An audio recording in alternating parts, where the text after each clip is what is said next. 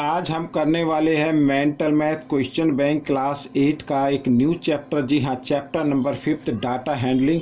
मैं हूं हरी सर और आप देख रहे हैं आपका अपना यूट्यूब चैनल चलो कदम बढ़ाए। काफ़ी दिनों के बाद मैं ये वीडियो लेकर आया हूं और ये एक स्टूडेंट की रिक्वेस्ट पर मैं बना रहा हूं। इसमें मैं थोड़ा शॉर्ट ट्रिक से आपको बताऊंगा, मैं छोटा करके बताऊंगा और डिटेल से नहीं जाऊंगा मैं, तो इसे जरूर ध्यान से देखना और सीख कर दूसरों को जरूर सिखाना है ताकि आपकी अच्छे से प्रैक्टिस हो जाए। आइए करना शुरू करते हैं।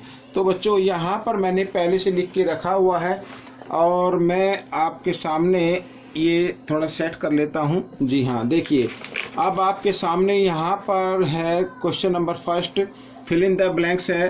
हालांकि आपके जो क्विज होने वाली चाहे स्कूल लेवल की हो या क्लस्टर लेवल की हो, तो यहाँ पर मैं आपको एक चीज़ बता देना चाहता हूँ। यहाँ पर फिल इन द ब्लैंक्स है, लेकिन आपके हो सकता है उसमें 4 ऑप्शन दिए हों, तो जो राइट ऑप्शन है आप उसको क्लिक कर देना। ठीक है, टिक मीन्स टिक कर देना। तो देखो क्या कहता है, data available in an unorganised form is called data. ठीक है, यानी अनऑर्गेनाइज्ड है, एक रफ डाटा होता है, उसे रा डाटा बोलना है बच्चों। यहाँ पर मैं लिख देता हूँ रा डाटा होता है वो जो अनऑर्गेनाइज्ड होता है। ठीक है बच्चों, ये देखिए आप आगे चलते हैं। बिल्कुल फिल इन द ब्लैंक्स है, ये तो कोई ज़्यादा मुश्किल नहीं है।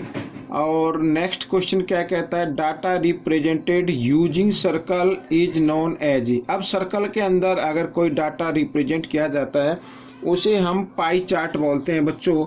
यहाँ पर तो हम लिख देंगे पाई चार्ट। ठीक है, तो ये मैं लिख देता हूँ, तो उसे पाई चार्ट बोलते हैं। अब आगे चलते हैं क्वेश्चन नंबर 3 पर। यहाँ पर थोड़ा सा ये देखिए, हाँ जी, क्वेश्चन नंबर 3 यहाँ पर इन द क्लास इंटरवल 26, और ये यहाँ से इसको 2 मान लीजिए, 26 to 23, तो 33, तो 33 इज नॉन एज। तो 33 हमारा ये जाना जाएगा किस उससे जाना जाता है, आइए मैं इसको बताता हूँ। तो आइए करते हैं क्वेश्चन नंबर 3। तो क्या कहता है, इन द क्लास इंटरवल 26 और डैश है 33, तो 33 इज नॉन एज। ठीक है, ये 33 जो ये नॉन एज जाना जाता है बच्चों अपर क्लास। ठीक है, अपर क्लास इसको लिमिट बोल सकते हैं। ये लोअर क्लास लिमिट है, ये अपर क्लास है, तो यहाँ पर 33 अपर क्लास लिमिट होगी।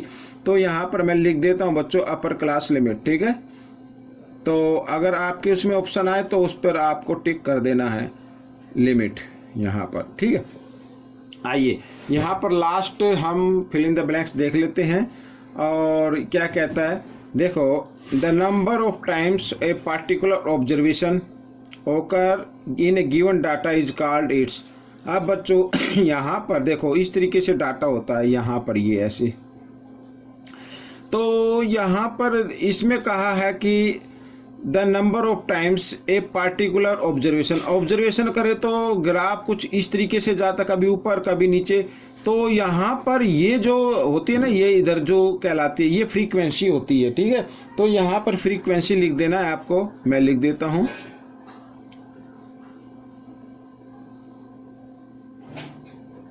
ठीक है, यहाँ पर ये फ्रीक्वेंसी हो गई, ये यहाँ पर ENCY इस तरीके से फ्रीक्वेंसी। तो बच्चों ये आपका हो गया। अब हम करेंगे क्वेश्चन नंबर 5। ये भी बड़ा इजी है। देखो यहाँ पर मैंने थोड़ा सा छोटी सी कम जगह छोड़ी है ताकि इसी में मैं थोड़ा सा आपको बता सकूँ। अब क्या कहा है इसमें, number 1 to 15 are written on separate slips. ठीक है, अलग अलग स्लिप है, उस पर 1 to 15 लिखा गया है। तो Radha pick a slip from the box without looking at it. इसके मतलब एक बॉक्स में रखी है और उसमें बिना देखे एक स्लिप उससे उठानी है। What is the probability that slip bears an odd number, और जो ओड नंबर को वो शो करे। तो ओड नंबर 1 से 15 तक देखते हैं। देखो 1 ओड नंबर होता है, 3, ठीक है, ये सभी मैं ओड नंबर लिख लेता हूँ। इवन नंबर को छोड़ देते हैं, ये 9, ठीक है, और 11, यहाँ पर 13 और 15 ये हो गए। अब ओड नंबर कितने, 1 2 3 4 5 6 7 8। तो जो पूछा है वो नंबर तो आएगा ऊपर और टोटल जो नंबर होते हैं आउटकम्स वो आता नीचे। ठीक है, यहाँ पर इस तरीके से ये मैंने शॉर्ट में आपको बता दिया। अब अगर आपको पूरा डिटेल में जब प्रोबेबिलिटी आपको फाइंड आउट करनी है तो यहाँ पर ऑड नंबर लिख सकते हैं ये, ठीक है। इस तरीके से वैसे तो लिखने की जरूरत नहीं है, ठीक है, आपको तो टिक मार्क करना है, तो इस तरीके से ये आपका आंसर बन गया। तो आगे चलते हैं नेक्स्ट क्वेश्चन में। तो नेक्स्ट क्वेश्चन क्या कहता है, ए डाइस इज थ्रोन वंस, ठीक है, एक डाइस जो जिससे आप लूडो खेलते हैं, सांप सीढ़ी खेलते हैं, ठीक है, तो वो डाइस ली गई है, उसको एक बार थ्रोन किया गया, मीन्स उछाला गया इस तरीके से।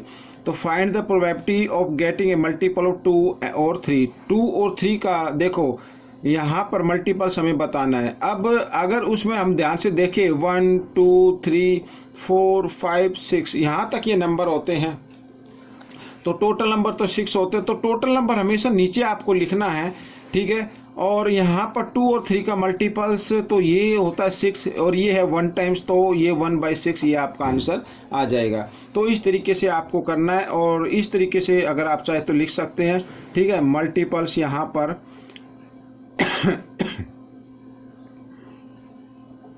तो मल्टीपल यहाँ पर वैसे जगह नहीं है ऑफ 2 और 3, ठीक है, ये लिख सकते हैं। बाकी इसकी मैं ज़रूरत नहीं समझता हूँ क्योंकि मेंटल मैथ में इस तरीके की ज़रूरत नहीं होती, आपको तो सिर्फ शॉर्ट से करना होता है। आइए करते हैं नेक्स्ट क्वेश्चन।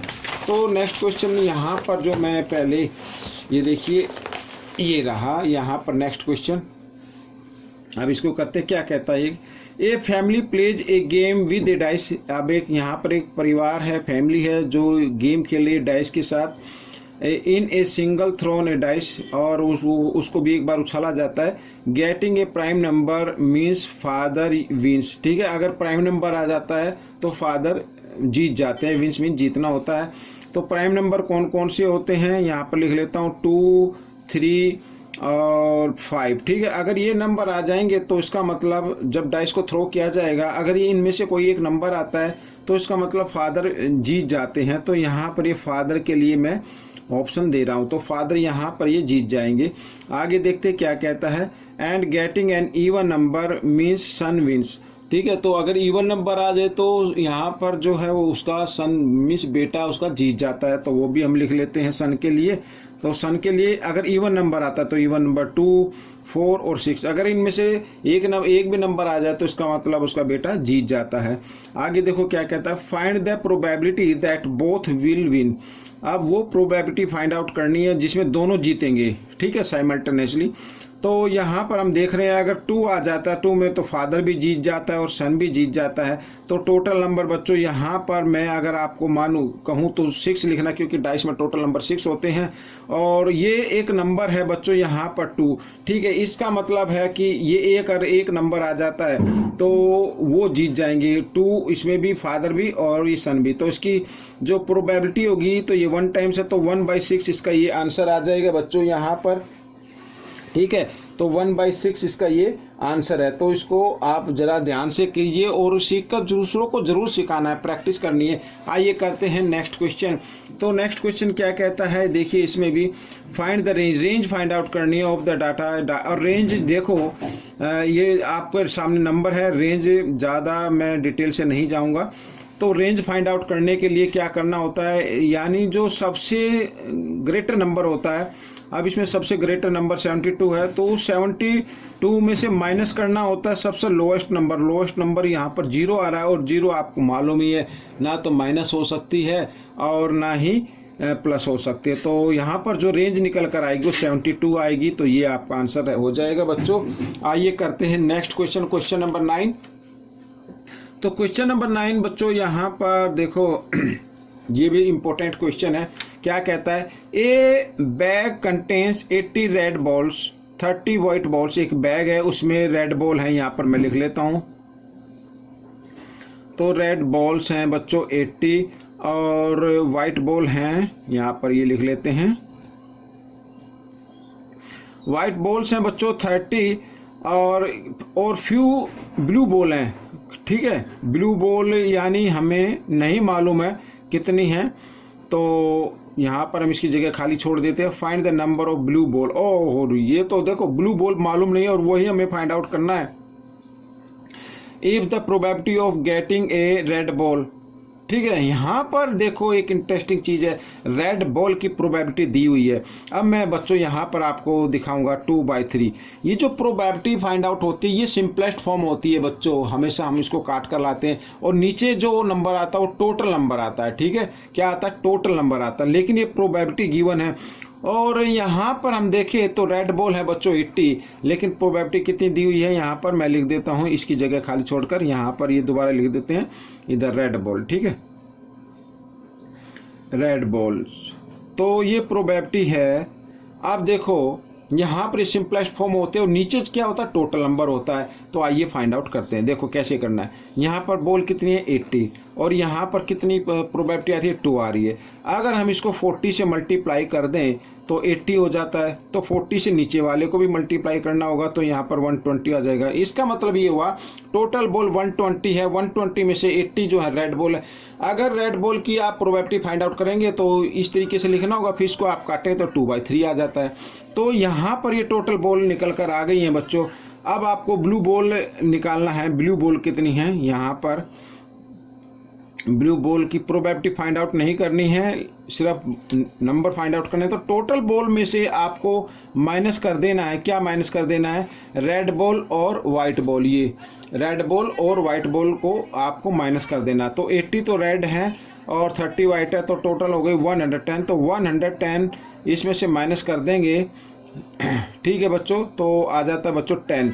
तो 10 ब्लू बॉल हैं बच्चों, ये आपका आंसर बन गया और ये क्वेश्चन आपका सोल्व हो गया। और क्वेश्चन नंबर 10 भी रहता है, तो जगह नहीं है तो आइए मैं आपको इसमें बुक में से ही आपको बताता हूँ, थोड़ा शॉर्ट से बताऊँगा।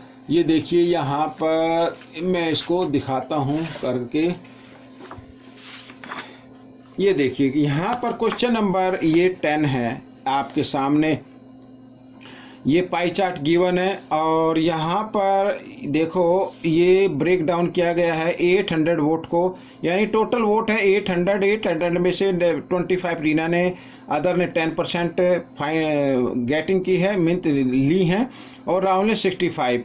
तो यहाँ पर जो फाइंड आउट करना है रीना का फाइंड आउट करना है। रीना ने 25% ली है, तो आइए करते हैं। तो बच्चों आपको एक चीज़ ध्यान देनी है, यहाँ पर 25% है तो 25% का मतलब होता है 25/100 और टोटल कितनी है, 800 है, तो इंटू 800 आपको लिखना होगा यहाँ पर। ठीक है, तो 20 से 20 आप कर दीजिए यहाँ पर कट और 25 8 जा होता है 200, तो ये आपका आंसर आ जाएगा। तो बच्चों यहाँ पर आप देख रहे हैं तबीयत थोड़ी ठीक नहीं है, कोई बात नहीं। तो ये वीडियो आपके कंप्लीट हो गई 10, इसमें मैंने क्वेश्चन आपको बता दिए हैं। और एक चीज़ और मैं आपको बता देना चाहता हूँ, अगर इसमें रीना का पूछा है और आपके क्विज में राहुल का आ जाए तो राहुल का भी बिल्कुल ऐसे ही करना। 65% है तो राहुल के लिए आपको करना 65%। अगर राहुल का निकालना पड़े तो 65/100 और इंटू टोटल यहाँ पर आपको लिखना है। तो 20 से 20 कट हो गई, तो 8 5 जा होता है 40, कैरी 4, और 8 6 जा बच्चों 48 होता है, 48 और 4 5 52। तो बच्चों इस तरीके से ये आ जाएगा। ठीक है, राहुल का आ जाएगा। तो बच्चों इसी प्रकार अदर का अगर निकालना हो तो अदर का भी आप निकाल सकते हैं। तो बच्चों ये वीडियो कंप्लीट हो गई है। आपको ये वीडियो कैसी लगी मुझे ज़रूर बताएं और इसमें से सीखकर दूसरे बच्चों को ज़रूर सिखाएं। मिलेंगे नेक्स्ट वीडियो में। Till then keep practising and thanks for watching this video.